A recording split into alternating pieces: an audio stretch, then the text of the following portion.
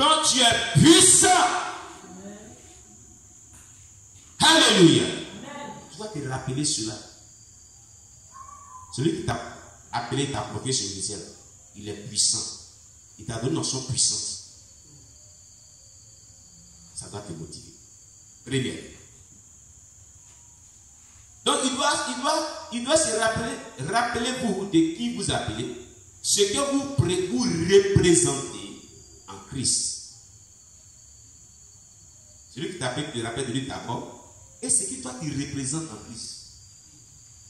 Tu n'es pas un bébé chrétien en tant que leader. Tu n'es pas n'importe qui en tant que leader. Pour que Satan et ses agents jouent avec ta vie et jouent avec l'Église. Est-ce que tu dois savoir d'abord? Alléluia. Amen.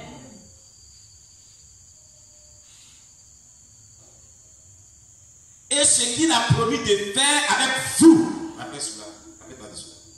Il n'y a pas un leadership sans promesse de Dieu. Donc, ce qu'il a promis de faire avec vous, c'est pas ce que tu es en train de voir. Alléluia. Amen. Oui.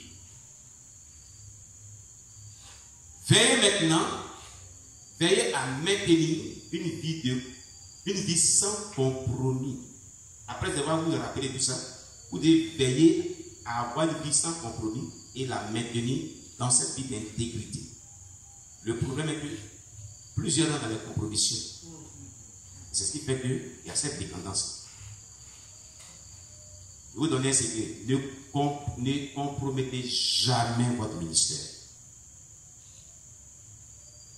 Sinon, vous allez vraiment avoir des problèmes sérieux. Moi, je n'ai pas de compromis. Non. Et, tu as passé où? Oui, je n'ai pas dormi. J'ai dormi dans la cabane. J'ai dormi ici bas. Il sait où Dieu m'a amené. Et depuis m'appeler, je prêche la vérité. Tu as l'argent, tu n'as pas l'argent. C'est la vérité que je prêche. Apprendre à laisser. Depuis quand jusqu'à maintenant. C'est la vérité. Tu veux, tu restes, tu veux, tu t'en vas. Oui. C'est apprendre ou à laisser. Il n'y a pas de compromis. Non. C'est ça qui m'a appelé. Non. Si tu veux, tu prends. Si tu veux, tu laisses. Les gens qui disent non, quand il paye une grosse dîme, s'il essaie de prêcher sur son comportement là, il ne va plus donner la gloire, il va aller dans d'autres églises. Je ne suis pas dans ça. Si tu fais partie de ceux qui doivent rester dans l'assemblée que Dieu a donnée, tu resteras. C'est pour ton bien-être. Tu connaîtras cette vérité t'accrocher. Au nom de Jésus. Alors, c'est tout. Prêchez la vérité aux chrétiens. Mais avant de la prêcher, vivez cette vérité vous-même. On a parlé d'Esdras hier.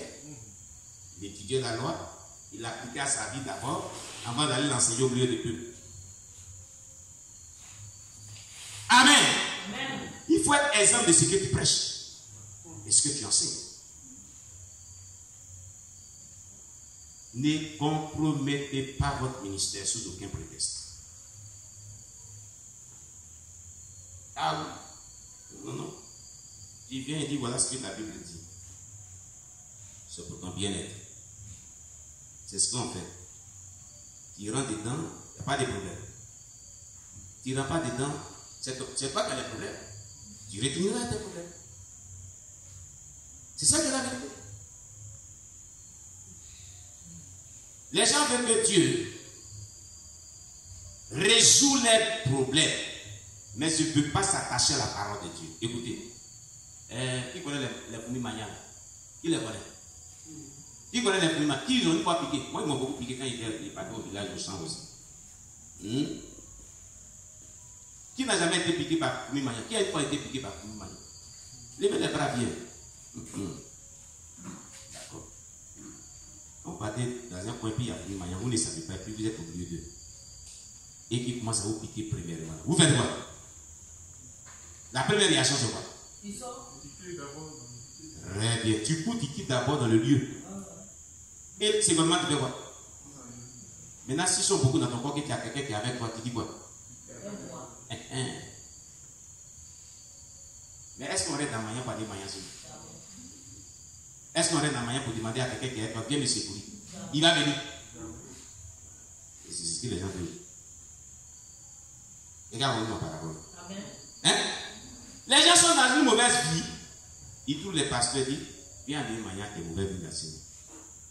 Et ils sont arrêtés dans le moyen. Et puis ils disent les pasteurs, venez nous secourir dans le moyen. Hein? Moyen va nous piquer aussi. Je ne vais pas dans ce genre de choses. Non. Il y a que ces fichiers là, tu n'as pas de mon nom dedans. Non. Non, non, non.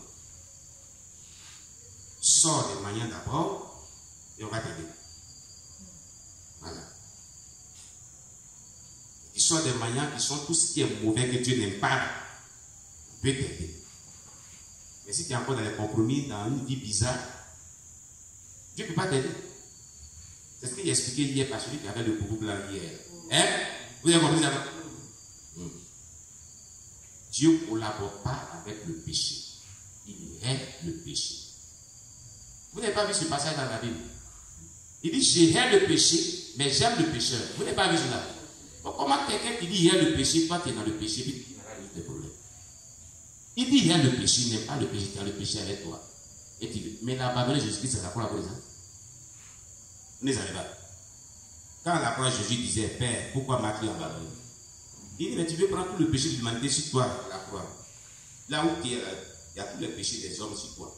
Il ne vient pas là pour te secourir. Donc ça l'a abandonné. Là où il était, il avait tous les péchés de l'humanité sur lui. Son aspect n'était plus brillant et glorieux. Donc ça, il y a eu une ténèbres. Il ne pouvait pas venir. Et pourquoi Matthieu, il ne peut pas être là avec toi? Parce que je ne collabore pas avec le péché. Et ce Dieu qui collabore, il a même abandonné son fils de la croix. Il croit que c'est toi qui vas tuer le péché, puis il va venir. Il viendra pas. Pas. Retenez ça. Si tu aimes t'attacher au péché, tu n'obtiendras rien de précieux de Dieu. Et tes problèmes demeureront toujours. Parce que Dieu hait le péché. Il a même abandonné son fils de la croix. C'est toi, son fils unique, qui a abandonné la croix pour le péché. Pendant qu'il prend tout le poids du péché, nos péchés sur la croix, il a abandonné la croix. Et c'est toi qui vas jouer avec ça. Il faut jouer avec le péché. Ta vie restera toujours la même. C'est pour ça que les gens les vivent toujours dans le même sens. Comme un labyrinthe. Un labyrinthe. Ils n'ont pas encore compris ça. Alléluia. Gloire à Jésus. Amen. Sors de tout ce qui est mauvais que Dieu n'aime pas. Tu verras ce que Dieu a fait dans ta vie. Que Dieu nous bénisse. Deuxième, donc la première chose, c'est ta position. Tu rappelles qui t'a appelé, ce que tu représentes, le Seigneur, ce qu'il a promis de faire pour toi, que tu ne vois pas se réaliser, c'est le contraire. Et tu veilles à maintenir vie sans compromission. Deuxième remède, le culte personnel. La dévotion maintenant dont on a parlé la fois passée. Hier, il faut le rétablir. Il faut le rétablir. Il faut le rétablir. Mettez du temps à part pour votre culte personnel. Priez et lisez votre Bible quotidiennement. Est-ce que vous comprenez dedans? Commencez à appliquer cela à votre vie. Efforcez-vous de le faire. Alléluia. Amen. Mais débutez avec un gel de repentance. Si vous n'avez pas la force de geler, au minimum, commencez 6h, 18h. Et demandez pardon à Dieu. Parce que de toute façon, quand il y a une décadence spirituelle, l'homme est toujours fautif. Ce n'est pas Dieu. Avant toute chose, publiez un gel de repentance. Si l'église est contaminée, publiez un gel de repentance pour toute l'église. Si vous voulez 6h, 18h, si vous voulez la coupe, vous faites ça sur 3 jours. Et après ça, maintenant, c'est qu'on a dit là, rentrez dedans. Dieu va ramener le réveil spirituel. Troisième remède, le jeûne. Le jeûne et la prière. Au minimum, un simple chrétien, dans une semaine, doit avoir un jour de jeûne. Un jour. Les simples chrétiens, à part même les pasteurs, dans une semaine, il doit avoir son jour de jeûne. Chez nous, c'est comme ça. D'abord, tous les lundis, on jeûne pour tout le monde. Chaque lundi. C'est un dimanche. Dans la semaine, les gens envoient des sujets de prière. On met dans un carton. Dimanche, à la fin du culte, on tire au moins ce soir un. Et les gens ont peut-être 20 ou 40 sujets de prière. D'autres, ça dépend. On a tiré au sort ton sujet de prière, on dit. Il y a ton numéro de téléphone, on ne dit pas ton nom. Les deux premiers sujets de prière, on les dit. Et ton numéro de téléphone. Il sait que c'est de toi il s'agit. On ne dit pas le nom de quelqu'un. Le lendemain, lundi qui vient, nous gênons toute l'église pour la personne. 6h, 18h. On a notre programme de 4h à 6h et en direct. Et de 4h à 6h, nous prions seulement pour toi. Tout le monde. Oui. Ça, ce n'est pas compté dans le jeûne personnel de chaque chrétien. En semaine. Une église qui ne jeûne pas, qui ne prie pas, devient morte spirituellement.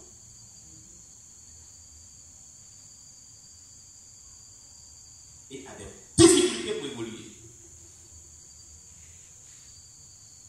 On mange, on nourrit la chair, on mange, on nourrit la chair, on ne nourrit pas l'âme.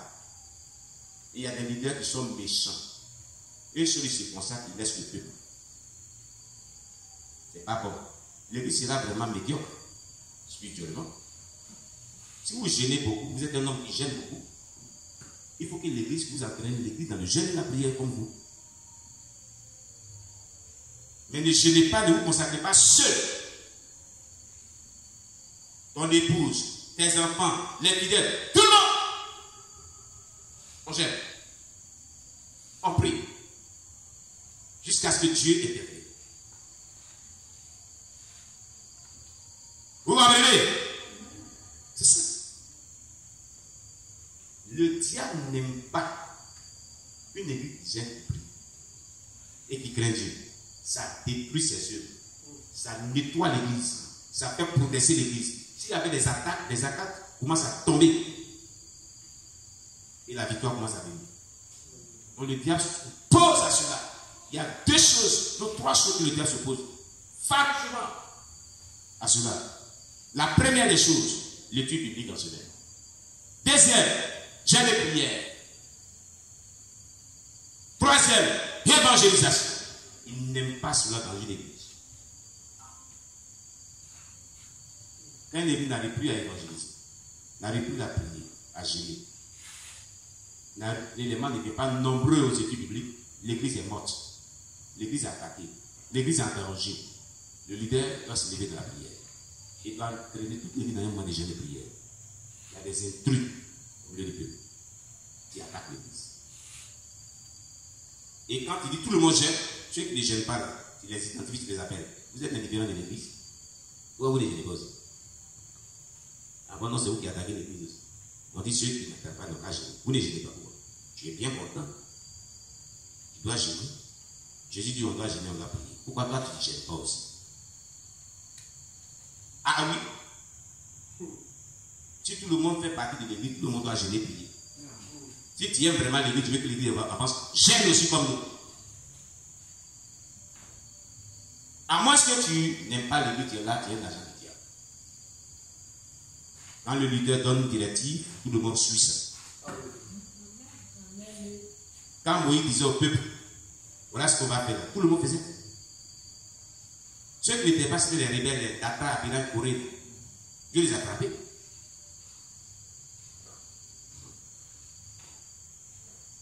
On traite ça dans notre cours.